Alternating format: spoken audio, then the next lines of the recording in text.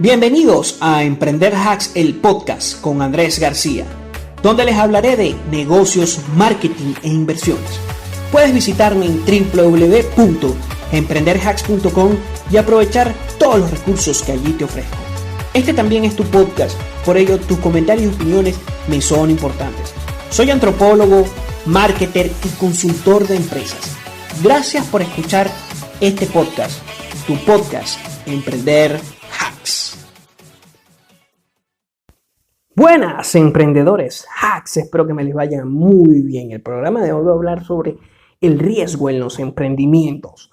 Y cuando hablo de riesgo, hablo de algo tan común como el hecho de que todo emprendimiento al momento de iniciar tiene riesgos. No existe ningún emprendimiento, ningún negocio, ninguna empresa que en sus inicios no haya tenido riesgo, incluso en su transitar como empresa. Los riesgos son parte integrante de todo emprendimiento y de toda empresa, idea de negocio, modelo de negocio, cualquier cosa. Incluso es lo más certero. Es algo así como la vida. La vida es vida porque morimos. Básicamente así funcionan también en la área de los negocios, pero con respecto al riesgo. Y el podcast de hoy va a hablar de eso. ¿Por qué? Porque vivimos en un momento de muchos riesgos a nivel económico, cultural, ecológico, biológico y además de muchos cambios disruptivos. Y el manejo del riesgo es primordial e imprescindible para poder generar un negocio a larga escala y a largo plazo. Un negocio con cola larga, como le llaman también o como me gusta llamarlo. Vamos a hablar primero hay tipos de riesgos financieros, hay tipos de riesgos en operación y hay un concepto de riesgo más generalizado. Primero voy a hablar del concepto de riesgo generalizado a nivel de negocios. El riesgo es todo evento que presenta algún tipo de peligro para el desenvolvimiento de mi negocio, que puede representar una pérdida en el valor de la empresa, una pérdida en la operatividad, incluso la quiebra total de la empresa o su extinción. El riesgo es algo que está latente y como emprendedores tenemos que saber reducir el riesgo de incertidumbre. ¿Por qué? Porque todo este tipo de conocimiento, este podcast que tú escuchas, otra gente que tú oyes sobre negocios, todo esto lo que te va a ayudar es simplemente a reducir el riesgo, a reducir esa incertidumbre de iniciar un nuevo emprendimiento, de generar una nueva idea de negocio. Más allá de eso, lo que te ayuda también es a poder generar ciertos avances y tener cierta ventaja competitiva. Pero resulta que el riesgo es primordial, tan primordial que por lo menos en el área de las finanzas, de los mercados financieros, la búsqueda de la reducción del riesgo es, digamos que el santo grial de todo gestor de fondos. Incluso lo que se busca principalmente es una poca exposición al riesgo. Mientras menor exposición al riesgo, mayor posibilidad tienes de que tu dinero esté seguro a largo plazo. O así es que hay que pensar. Más allá de la rentabilidad propia o del retorno de la rentabilidad, lo que debemos pensar es que esa rentabilidad va a ser a largo plazo y que mi exposición al riesgo va a ser cada vez menor. Hay muchas cosas y muchas variables. Una, evidentemente, son las variables, digamos que macros y también las variables micros. Pero en este caso vamos a hablar de el riesgo a nivel ya financiero, para después irnos con las amenazas a nivel en cuanto a categoría propia o en cuanto a la variable propia de amenazas que tiene un negocio en un contexto específico y en un tiempo determinado. Esto es primordial porque, como les dije al principio, todo emprendimiento cuando nace tiene el riesgo de fallecer. Y si nos vamos a las estadísticas, vemos que es así. Y esto todo te lo digo no para que te asustes y salgas huyendo, sino para que tomes previsiones y no seas uno más de las estadísticas, sino que puedas asumir todo ese riesgo, puedas gestionarlo y puedas apalancarte de él para crecer. Realmente todo este tipo de charlas, este tipo de conocimiento, lo que te permite es tener una posibilidad de crecimiento real dentro del mercado. De lo contrario, vas a tener bastantes ineficiencias, vas a tener bastantes dificultades y es probable que el negocio no se termine de concretar, no se termine de formar como negocio. Y es necesario que esto lo tomes muy en consideración cuando vamos a emprender. ¿Y por qué? Porque yo cuando comencé a emprender no sabía esto, luego empecé a examinar libros de negocio empecé a ver, a conocer más este mundo y me di cuenta de que, bueno, si yo tomo en consideración que tengo la posibilidad de fracasar, puedo generar todas las condiciones posibles para que ese fracaso no exista y que por ende mi emprendimiento sea exitoso. Este tipo de razonamiento es lo que me va a permitir el análisis del riesgo y el riesgo en los emprendimientos. Ya ahora vamos entrando en materia. Antes quiero decirle gracias a las personas de Lockout Media por darme la oportunidad todos los martes a las 13 horas España. Pueden escucharme allí todos los martes a las 13. Y te invito a ti que me escuchas atentamente a que te suscribas a mi podcast, así me puedas ayudar para que siga brindándote información de calidad. Visítame en mi página web www.emprenderhacks.com y suscríbete allí también. Gracias. Vamos a hablar de los primeros riesgos o lo que hice en este podcast es lo siguiente. En este podcast fue básicamente generar o ver cuáles eran estos riesgos financieros. Existe toda una teoría, existe todo un componente bastante denso, incluso existe maestrías al respecto de cómo lidiar con el riesgo financiero. ¿Por qué? Porque el riesgo financiero digamos que es algo está muy presente en los mercados financieros y cuando tienes un emprendimiento, tarde o temprano te vas a tener que formar parte de los mercados financieros si es un emprendimiento que crece a un ritmo inmesurable y vas a tener que conocer bien sobre todo esto de los emprendimientos o de las empresas en los mercados financieros. Existen por lo menos teorías que lo que hacen es medir el riesgo versus la recompensa en los mercados financieros. ¿Y por qué digo esto? Porque este tipo de conocimiento lo que me va a permitir a mí es reducir el riesgo al cual yo estoy expuesto como emprendedor. Vamos a hablar de primeros 3 riesgos. Riesgo de mercado. El riesgo de mercado es una posibilidad de obtener pérdidas, de obtener, pérdidas, ineficiencias derivadas de las fluctuaciones propias de los precios del mercado, en las tasas de interés, tipos de cambio o el precio de las acciones o de los commodities. Por lo menos si yo tengo una empresa que se encarga de producir piezas de plástico y el precio del petróleo sube desmesuradamente y el precio de los reactivos para generar el plástico sube de manera proporcional, evidentemente ahí tengo un riesgo asociado a lo que yo proveo. Si hay un aumento en el precio de los componentes electrónicos, yo tengo una empresa que se encarga de generar esos componentes electrónicos, va a ser igual.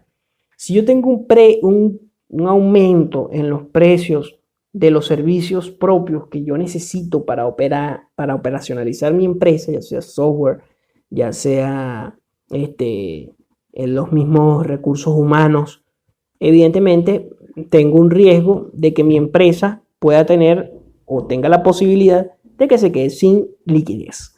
En este campo, el riesgo financiero, a pesar de que es uno de los riesgos más importantes dentro de la empresa, tiene y pese a que está bastante relacionado con el concepto de riesgo que les di al principio, tiene otra concepción, que es la posibilidad de que se generen en un evento no esperado, un evento adverso, que genere pérdidas en la empresa, pérdidas a nivel de los recursos monetarios propiamente dicho, y por ende problemas en la operatividad. Uno de los grandes problemas en la operatividad, vamos a suponer que yo tengo un emprendimiento que provee de servicios de asesoría informática y hay un aumento en los recursos humanos de mi empresa, es decir, ese sector tiene un aumento en el pago de esos recursos humanos. Evidentemente va a tener un riesgo de mercado ahí latente. O como pasa con Elon Musk, que por ejemplo tiene su empresa o su fortuna anclada a los stocks de por lo menos Tesla. Vamos a hablar de Tesla, que es la que está en el mercado o en la bolsa de valores o de capital público. Eso genera que las fluctuaciones en el mercado generan evidentemente que su empresa cambie, que su empresa se vea afectada, por lo menos si hay un aumento o hay una disminución de la demanda de ese tipo de carro específico, va a haber por consecuencia una disminución o un riesgo de mercado.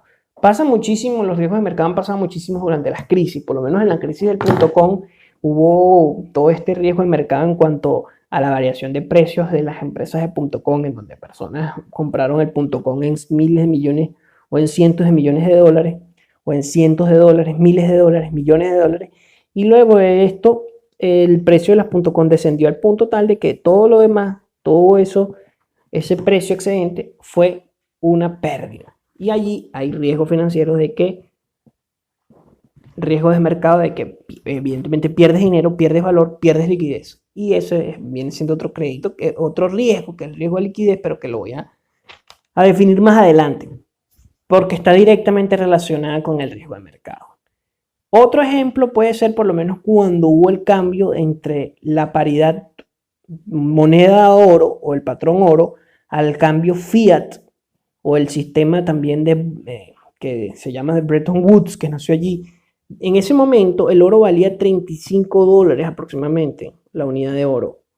Cuando hay un cambio, ese commodity aumenta considerablemente, tanto así que aumentan también los metales. Muchas empresas se vieron afectadas por este cambio porque digamos que la manera en cómo proveían sus servicios era a través de este tipo o tenían que utilizar este tipo de materiales para generar, digamos que sus productos o servicios. Vamos a suponer por lo menos las petroleras, las empresas que generaban circuitos electrónicos. Entonces, con ese cambio bruto entre la paridad patrón oro y la paridad de que el oro ya no formaba parte intrínseca de la moneda y la moneda se devaluaba año tras año, generó un aumento considerable de la materia prima oro. Lo mismo pasa con las empresas petroleras. Cuando en el 2008-2010 sube el precio del petróleo, las empresas comienzan a perder, las empresas de gasolina, las empresas que proveen este tipo de servicios de refinería del petróleo, comienzan a tener un impacto considerable principalmente en cuestiones de generar operatividad, que evidentemente lo compensaban con un aumento considerable del producto que otorgaban. Pero cuando hubo una baja en los precios del petróleo por el 2014 o 2013-2014, esto repercutió directamente a esas empresas que habían hecho una inversión considerable y por ende tuvieron bastantes afectados al riesgo de mercado. El riesgo de mercado es uno de los principales riesgos por el cual muchas empresas quiebran. ¿Por qué? Supongamos que porque el mercado es quien dictamina las leyes de que si tu sector o tu negocio va a ser exitoso o no, así de sencillo. Y muchas veces el mercado es quien dice si va a tener demanda o no. Vamos a suponer que yo haya abierto una empresa, ¿verdad? .com en el momento de la crisis del .com al finalizar. Y hubiese tenido que hacer una inversión importantísima en ese .com.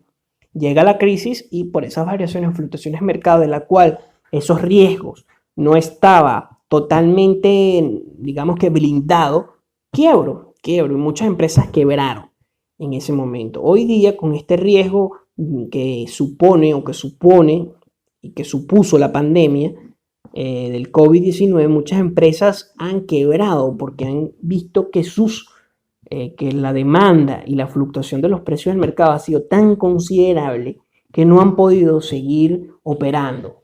Un caso emblemático son las aerolíneas y todo el sector turístico que se ha visto fuertemente afectado. Tanto incluso empresas como Airbnb, empresas del estilo Uber, empresa que ya no es del sector turista propiamente dicho, es del sector más bien de la movilidad, pero han tenido un impacto considerable. Las aerolíneas como Avianca, American Airlines han tenido un descenso. Las empresas en cuanto a los que son los cruceros como Royal Caribbean han tenido una gran fluctuación porque la demanda, evidentemente, si nadie quiere salir, tienen ahí el riesgo biológico a que quedes contaminado y por ende los estados generan bloqueos a su frontera, viéndose afectado el turismo, nadie va a viajar. Entonces una caída tan abrupta en los niveles de demanda y una sobreoferta de esto y una paralización total del sector va a generar, es un riesgo sumamente considerable que va a generar repercusiones en el corto y en el largo plazo. Y ya se está viendo evidentemente. Otro riesgo es el riesgo de liquidez. El riesgo de liquidez es la posibilidad de que la empresa no tenga la capacidad de cumplir sus operaciones según el precio de mercado establecido.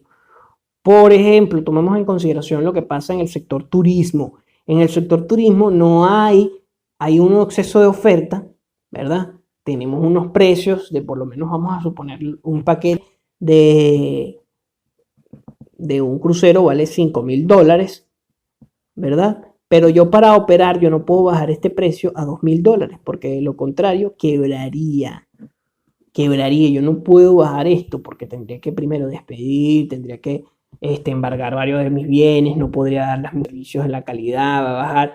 Entonces, al tener esa incapacidad de poder competir a partir de precios, porque como no hay demanda y los pocos que demandan no tienen, o sea, prefieren gastarlo en otras cosas o consumir otras cosas antes que los viajes, eso genera que la empresa no tenga liquidez porque tampoco tiene flujo de caja por estas mismas fluctuaciones del mercado y por ende generan pérdidas.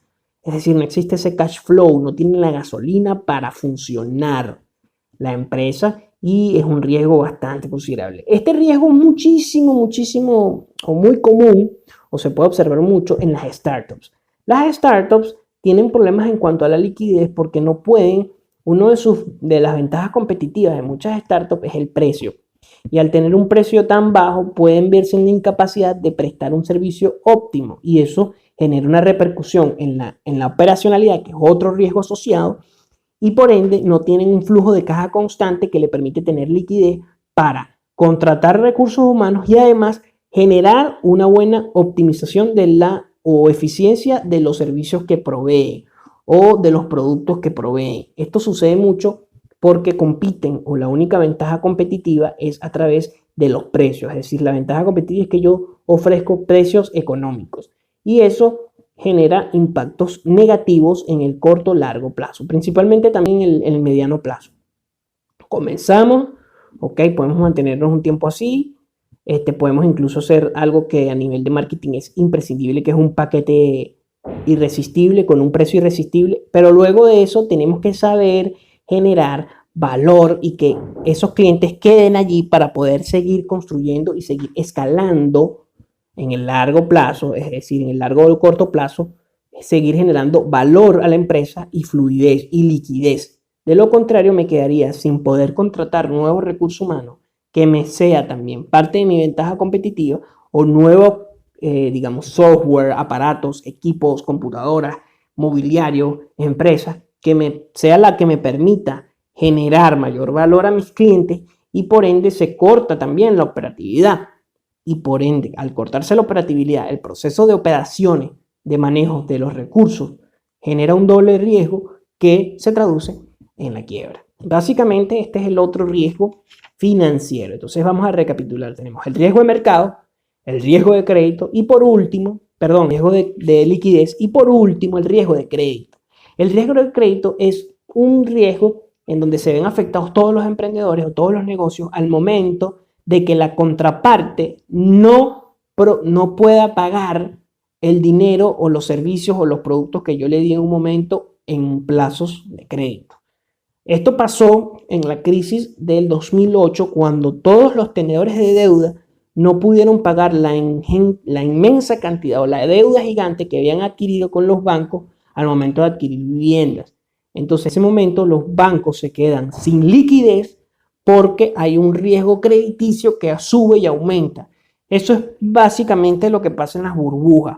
Hay precios muy grandes, doy y otorgo créditos porque el sector crece a un ritmo desmesurado y todo el mundo necesita una casa, todo el mundo está construyendo, hay armonía, sube, pero el valor de las cosas es mayor que su valor real, el valor nominal es mayor que el valor real y cuando estalla esa burbuja, es imposible que cuando estalle esa burbuja es porque esos tenedores de deuda o ese crecimiento del valor nominal que se generó a partir de la deuda no pueden pagarse por los tenedores, entonces se genera una bancarrota general de un sector o el quiebre de la economía como pasó en el 2008. Hoy en día está pasando algo parecido porque las personas adquirieron mucho crédito, el valor nominal de la economía norteamericana subió a un ritmo desmesurado y además hoy se paraliza la economía. Entonces, la única manera de que esto siga o no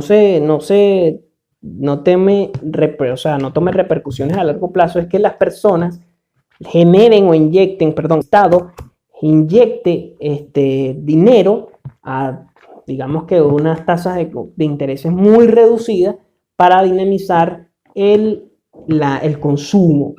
Esto puede ser eficaz, pero hay un punto en donde se vuelve a generar un gran gasto público y el gasto público desequilibra la capacidad monetaria de los consumidores, de los pequeños consumidores, del contribuyente, y el Estado se queda sin liquidez. Y ahí es donde vienen los defaults, ¿ok? O pueden venir los defaults. Esto sucede mucho en economías monoproductoras, por lo menos el caso venezolano, el caso también de China fue emblemático en la década de los 90, el caso de la quiebre de las economías asiáticas con el tigre asiático, o el caso de las economías que subsisten de un monoproducto, de las monoproductoras, ya sea por lo menos Irán, Angola, del petróleo, todas aquellas estados petroleros, o estados que viven de los commodities como el café, en el caso colombiano, como el cacao de muchas islas del Caribe, como la carne digamos que, sí, los alimentos, como pasó con Argentina. Entonces, como son buenos productores, si hay un pequeño desbalance, una pequeña fluctuación en el precio de los mercados de ese commodity, genera un riesgo de que podamos incumplir nuestros pagos, que sería el riesgo de liquidez, y también genera el riesgo de crédito, que no podamos pagar a otras empresas y la economía comienza al colapso. Pero la economía se autorregula. Ahora, ¿de qué nos sirve saber todos estos tres riesgos financieros? Bueno, como emprendedor tienes que saber que no puedes tomar un crédito excesivo. Tú tienes que tomar riesgos, tienes que incluso pedir financiación con posibles socios capitalistas, pero no puedes generar una mayor cartera crediticia de la que tu empresa puede pagar en un corto o mediano plazo. De lo contrario, vas a caer en el error de que tienes una gran deuda que no puedes cubrir y que por ende te pueden embargar la empresa, o simplemente tienes que irte en bancarrota para que no te lleven preso, cosas por el estilo, ¿no? Que ya tendrían. Entonces tú como emprendedor tienes que saber regular tu cartera crediticia tanto a nivel personal como a nivel empresarial, porque el empresario y el emprendedor no son lo mismo, ¿ok? Pero pueden, digamos que converger en muchos aspectos. ¿Por qué? Porque hay emprendedores que son empresarios, que se convierten en empresarios, les gusta, y viceversa. Hay gente que no, pero bueno, eso es un tema de otro podcast. Sin embargo, lo que yo te recomiendo es eso.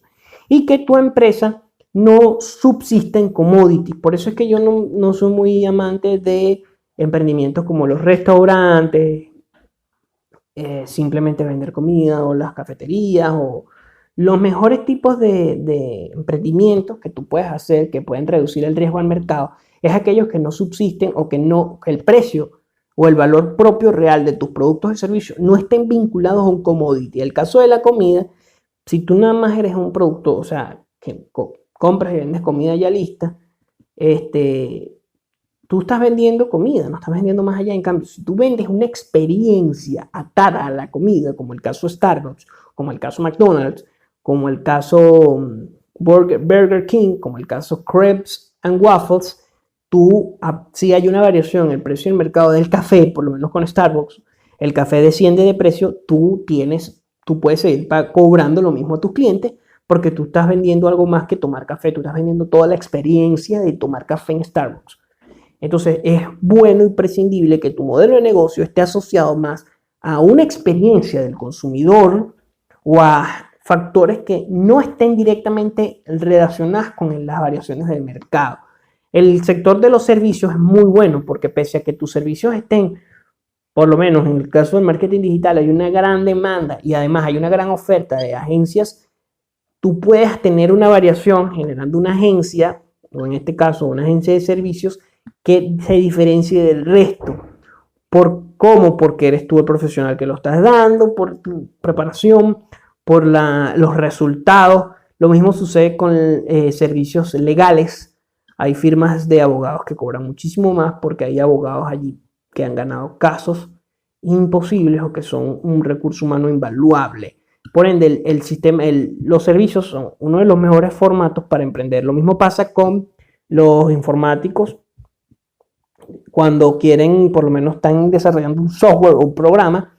Ese software o programa tiende a tener un valor agregado mayor que no está directamente vinculado a un sector.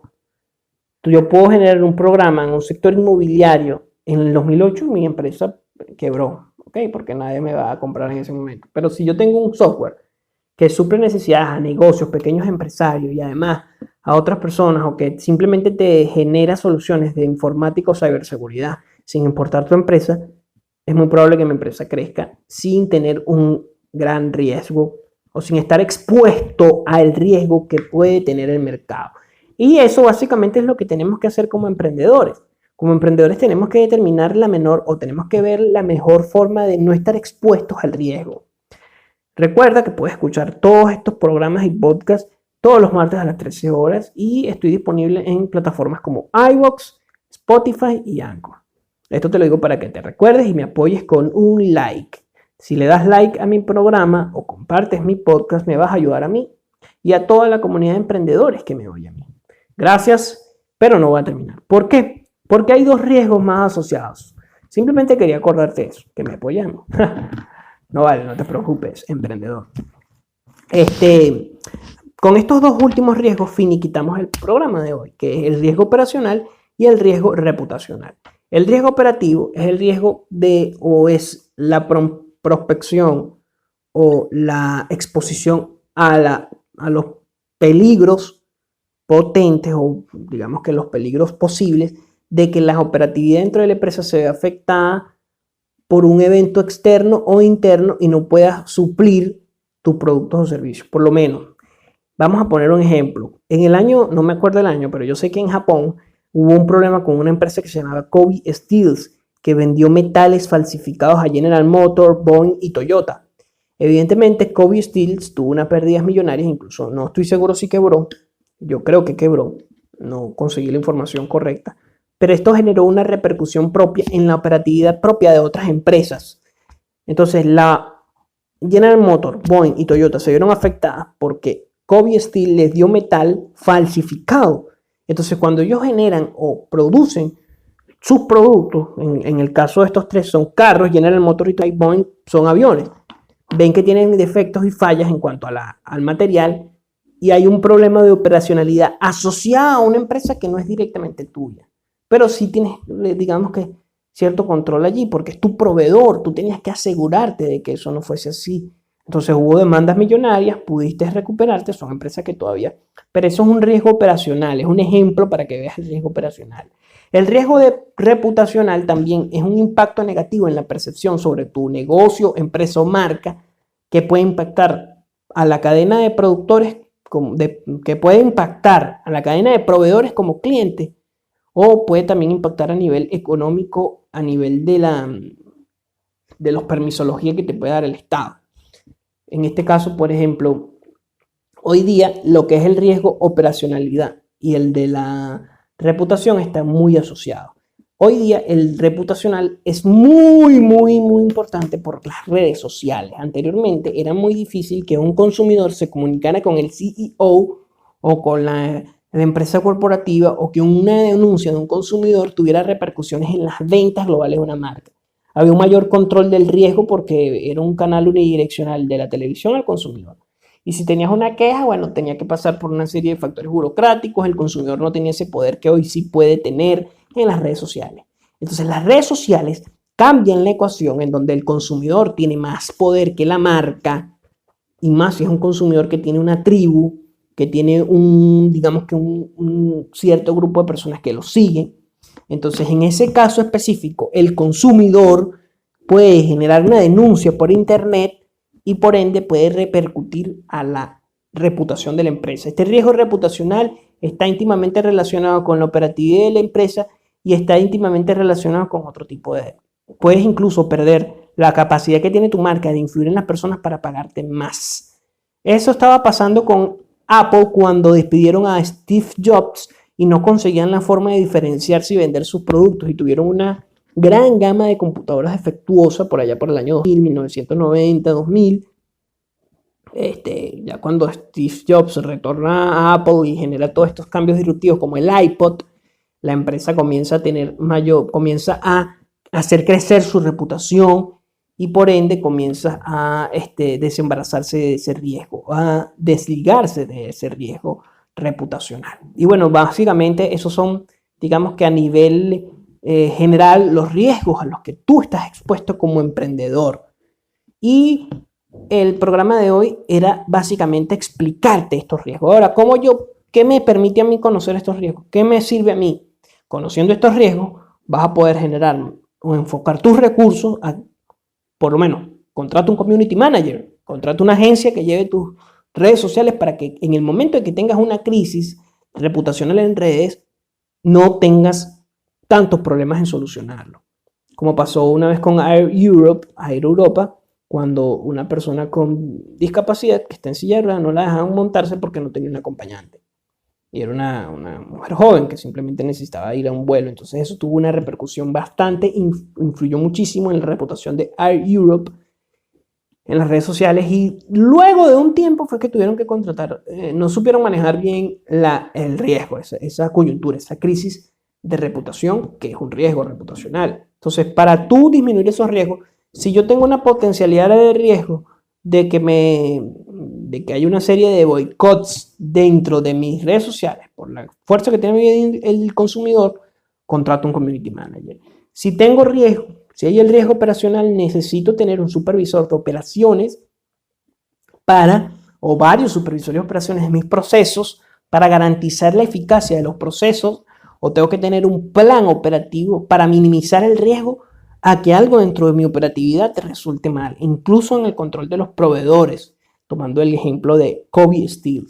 En cuanto a los riesgos financieros, tengo que estar menos expuesto a las fluctuaciones del mercado, es decir, si voy a vender algo, si voy a generar valor que no sea algo anclado a un commodity, como por lo menos una cafetería que simplemente venda café y no venda experiencia, o un restaurante que simplemente venda comida o no venda la experiencia de comer allí, o una agencia de servicios que esté directamente vinculada a un sector específico o a un nicho específico, que está muy bien hacerlo, pero tú tienes que saber también que si te generas un micronicho, y si ese micronicho hay un pequeño fluctuación del mercado, vas a quebrar, vas a disminuir tanto tus beneficios que no va a ser imposible sostenerse. Un ejemplo, los que invirtieron gran presupuesto en el marketing de afiliados para llevar tráfico a Amazon, y Amazon este año bajó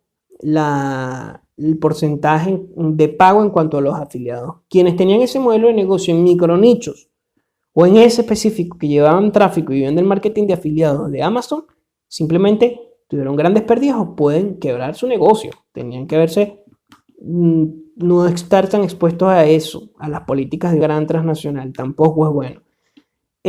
Cuanto al riesgo del crédito, evidentemente no, ahí se juega una doble variable. No puedes generar tanta deuda negativa para tu empresa, levantamiento de capital en cuanto a pedir créditos que no puedan ser sostenidos para ti, que tú no puedas suplir.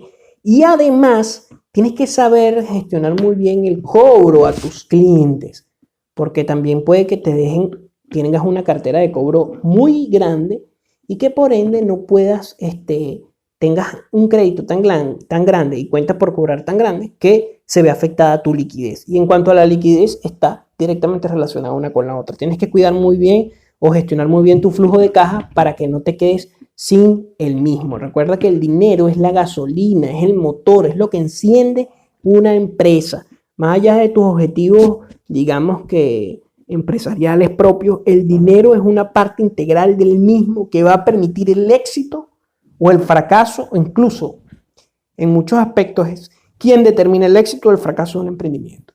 Y bueno, hasta aquí llegamos en el podcast número 32 de Emprender Hacks. Recuerda suscribirte y escucharme todos los martes. Saco un episodio nuevo. También puedes leer más en emprenderhacks.com. Espero que te haya gustado este podcast, que hayas aprendido bastante. Déjame un comentario y nos vemos en la próxima. ¡Emprendedores!